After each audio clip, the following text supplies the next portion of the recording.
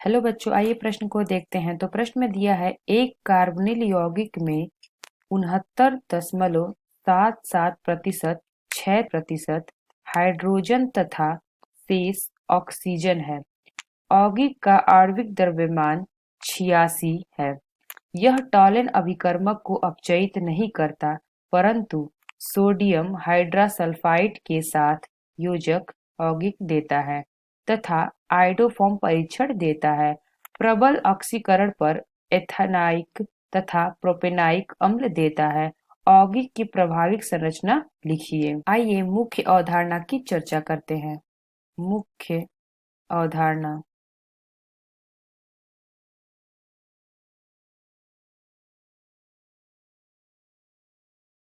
तो यहाँ पे जैसे हमें प्रतिशत मात्राएं दी गई हैं, तो कार्बन की है तो हम लिखेंगे C 69.77%। और यहाँ हाइड्रोजन की हमें दी है H बराबर 11.63%। तो शेष हमें ऑक्सीजन बची। ऑक्सीजन यानी 100 माइनस 69.77 प्लस 11.63। इसको हम हल करेंगे तो हमें क्या प्राप्त होगा? 18.6%। तो हमारा ऑक्सीजन आ गया 18.6%। तो हम क्या करते हैं, इनकी मात्राओं के आधार पर हम एक अणु सूत्र ज्ञात कर लेते हैं। तो अणु सूत्र ज्ञात करने के लिए हम एक सारणी का निर्माण करते हैं। तो आइए हम सारणी का निर्माण कर लेते हैं। यहाँ पे हमने सारणी बना ली जिसमें हमने 5 कॉलम बनाए हैं। तो पहला है तत्व, दूसरा है प्रतिशत मात्रा, तीसरा है भार और चौथा है अपेक्षित संख्या और पांचवा है सरल अनुपात। अब इसमें हम तत्व रख लेते हैं। तो हमको क्या दिया था? कार्बन दिया था, हाइड्रोजन दिया था, ऑक्सीजन दिया था। अब इसको प्रतिशत मात्राएं हम देखते हैं। तो यहाँ पे दिया था 69.77। इसका भार होता है, तो भार है 12। और इसके अपेक्षित संख्या निकालते हैं तो कैसे निकलेगा? प्रतिशत मात्रा से उसके परमाणु भार से इसको भाग कर देंगे हम 12। तो हमें क्या प्राप्त होगा इसको हल करने से? 5.81। तो यहाँ पे हम हाइड्रोजन का प्रतिशत मात्रा दिया था 11.63 और ऑक्सीजन का दिया था 18.6। तो हाइड्रोजन का जो भार होता है 1 होता है और इसका जो भाग होता है ये होता है 16। तो इसका हम निकालेंगे तो ये हो जाएगा हमारा 11.63। भाग देते हैं 1 से तो ये हमारा हो जाएगा 11.63। और इसका हम 18.6 का हम भाग देते हैं तो हो जाएगा 18.6। इसका भाग देंगे हम 16 से 1.1। तो अब यहाँ पे हम सरल अनुपात निकालेंगे। तो यहाँ पे जो सबसे कम अपेक्षित संख्या आती है उसको सबसे भाग करते हैं। तो यहाँ हो जाएगा 5.81 भाग 1.16। तो हमारा आ जाएगा 5। यहाँ पे है 11.63 भाग देंगे तो यहाँ आ जाएगा 1.16। इसका बनेगा 10.0। तीसरा है 0.16 भाग 1.16। तो इस प्रकार हम यहाँ पे अणु सूत्र ज्ञात करते हैं। तो इसका हम अणु सूत्र निकालते हैं। तो अणु सूत्र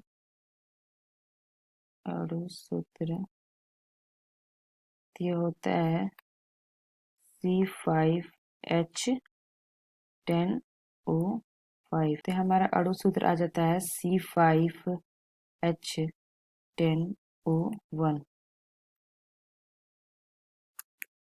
तो यहाँ पे प्रश्न में हमें दिया गया था द्रव्यमान 86। तो यौगिक का अणु भार निकाल लेते हैं। तो हो जाएगा अणु भार हमारा दिया था 86। तो यहाँ पे हम देखते हैं कि क्या जो हमने निकाला था उसका अणु भार 86 है। तो यहाँ पे कार्बन 5 है, हाइड्रोजन 10 और ऑक्सीजन 1। तो हो जाएगा हमारा 5 गुणे 12 प्लस 10 गुणे 1 प्लस 16 गुणे 1। अगर हम इसको हल करते हैं तो हमारा आएगा 86 86। तो हमारा अणु सूत्र यहाँ से मिल जाता है, अणु भार। तो ये अर्थात ये जो हमने सूत्र निकाला है ये हमारा सही है। तो हम कह सकते हैं इसका सरलतम सूत्र क्या आएगा, C5H10O। ये अब हम देखते हैं कि हमारी क्या अभिक्रियाएं दी गई थी ऊपर। तो ये जो हमारा यौगिक A है वो टॉलन अभिकर्मक को अपचयित नहीं करता, परंतु सोडियम हाइड्रोसल्फाइड के साथ योजक यौगिक देता है तथा आयोडोफॉर्म परीक्षण देता है। प्रबल ऑक्सीकरण पर एथेनॉइक और प्रोपेनॉइक अम्ल देता है। तो इसकी संरचना के आधार पे हम इसके यौगिक सूत्र की संरचना की बात करते हैं। तो यहाँ पे तो जैसा कि यहाँ पे हमारा दिया है, यह हमारा धनात्मक आयोडोफॉर्म परीक्षण देता है, मतलब यहाँ मेथिल केटोन उपस्थित होगा समूह। तो यहाँ पे दिया है कि यह सोडियम हाइड्रोसल्फाइड से अभिक्रिया करके एक यौग देता है और टॉलन अभिकर्मक को अपचयित भी नहीं करता है। तो इस वजह से इसे एक कीटोन होना चाहिए। तो इस प्रकार से यह हमारा एक मेथिल कीटोन है। तो हमने देखा कि यह एक कीटोन है और इसमें यह मेथिल कीटोन है, क्योंकि यह आयोडोफॉर्म का धनात्मक परीक्षण देता है। यानी कि यह जो हमारा अणु सूत्र दिया है इसके आधार पे जो हमारा सूत्र होना चाहिए वो हमारा क्या होना चाहिए, CH3C डबल बॉन्ड O। ये हमारा मेथिल कीटोन हो गया और आदि जो है 5 कार्बन है, तो इसे हम जोड़ते हैं तो CH2 और ये CH3। तो यहाँ पे हम देख सकते हैं कि यहाँ 5 कार्बन की श्रृंखला बन गई। तो यहाँ हम देख रहे हैं कि यहाँ पे हमारा 5 कार्बन है, 10 हाइड्रोजन है और 1 ऑक्सीजन है। इसका मतलब ये है कि जो हमने ये सूत्र निकाला है यह सही है, क्योंकि इसमें मेथिल कीटोन समूह भी उपस्थित है और यह हमारा आयोडोफॉर्म परीक्षण भी देगा और यह टॉलन अभिकर्मक को भी अपचयित नहीं करेगा, क्योंकि इसमें कीटोन समूह उपस्थित है। तो इसका अगर हम नामकरण करें तो यह हो जाएगा 1 2 3 4 5। तो ये हमारा नाम आएगा इस पद्धति में पेंटेन पेंटेन 2 ओन। तो ये जो पेंटेन 2 ओन है यही हमारा अभिकारक अभी। तो यहाँ पे हमारी जितनी भी अभिक्रियाएं दी गई हैं उसको हम स्पष्ट कर लेते हैं इसके जरिए। तो इसका हम अगर ऑक्सीकरण कराएंगे तो क्या होगा, तो यह था हमारा CH3C डबल बॉन्ड O और CH2 और ये था CH2 और ये था CH3।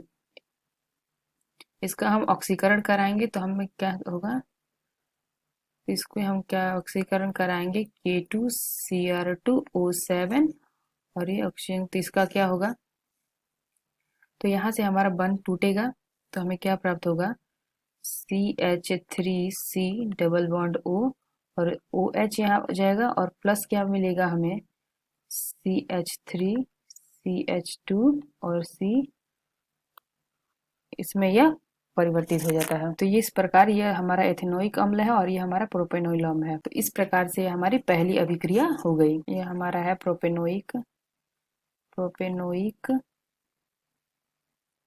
प्रोपेनोइक अम्ल है यह, और यह हमारा एथेनोइक अम्ल है। तो यह हमारा है एथेनोइक एथेनोइक। तो दूसरी अभिक्रिया हम देखते हैं तो उसमें दिया था सोडियम हाइड्रोसल्फाइड के साथ योजक यौगिक देता है। तो ये हम देख लेते हैं, यह हमारी हो गई दूसरी समीकरण। तो हम क्या होगा, तो यह हो जाएगा हमारा CH3C डबल बॉन्ड O और ये CH2 और CH3 इसकी सोडियम हाइड्रोसल्फाइड के साथ अभिक्रिया कराएंगे, यानी कि NaHSO3 के साथ इसकी अभिक्रिया कराएंगे तो इसके फलस्वरूप हमें क्या प्राप्त होता है, तो ये जो हमारा हाइड्रोजन है ये ऑक्सीजन के साथ जा करके मिल करके क्या बना लेगा हमारा OH, और यहाँ पे जो एक बंध है वो कार्बन का कम होता है तो इसके साथ ये हमारा बंध बना लेता है। तो इस प्रकार से हमें क्या प्राप्त होगा, तो हमें जो यहाँ पे यौगिक प्राप्त होगा वो क्या होगा, CH3C और यहाँ पे हमारा OH प्राप्त होगा और यहाँ पे हमें प्राप्त होगा SO पे -3 Na पे प्लस, और यहाँ क्या प्राप्त होगा CH2 और CH3। यहाँ पे हमने दूसरी अभिक्रिया भी अपनी देख ली। तो यहाँ पे वो बोला गया था कि यह आयोडोफॉर्म का भी परीक्षण देता है, यानी कि धनात्मक आयोडोफॉर्म परीक्षण देता है। तो आइए देखते हैं, तो आइए इसके हम आयोडोफॉर्म परीक्षण देखते हैं। तो आयोडोफॉर्म परीक्षण क्या होता है? कार्बनिक यौगिक की आयोडीन तथा कास्टिक क्षार के साथ अभिक्रिया कराते हैं तो पीले रंग का आयोडोफॉर्म प्राप्त होता है। तो आइए इसकी आयोडोफॉर्म परीक्षण देखते हैं। तो ये हो जाएगा हमारा CH3C डबल बॉन्ड O और CH2 और इसकी अभिक्रिया हम कराते हैं तो हमारा I2 प्लस NaOH के साथ इसकी अभिक्रिया कराते हैं तो हमें क्या प्राप्त होता है? तो हमें यहाँ क्या प्राप्त होगा? तो हमें CH3 प्लस प्राप्त होगा और ये हमारा साथ ही मिलेगा CH3 CH2 Na प्राप्त होगा और इसके साथ ही हमें क्या प्राप्त होगा? NaIO प्लस H2O प्राप्त होगा। तो इसको बैलेंस करने के लिए यहाँ पे हम कर लेंगे 3 हो जाएगा और यहाँ पे 4 NaOH। तो ये हमारा बैलेंस करेंगे तो हमें क्या होगा यहाँ पे? तो यहाँ पे 3 हो जाएगा और 3 अणु जल के प्राप्त होंगे। तो यहाँ पे यह क्या बन गया हमारा? आयोडोफॉर्म। तो ये हो जाएगा आयोडोफॉर्म। जो हमारा CHI3 है यही हमारा पीला रंग होता है। तो अगर हम इसकी अभिक्रिया टॉलन अभिकर्मक के साथ कराएंगे तो यह कोई अभिक्रिया नहीं देगी। तो यह भी हमारा सत्य हो गया। तो आइए इसके हम टॉलन अभिकर्मक के साथ इसकी अभिक्रिया देख लेते हैं। टॉलन अभिकर्मक हमारा होता है टॉलन अभिकर्मक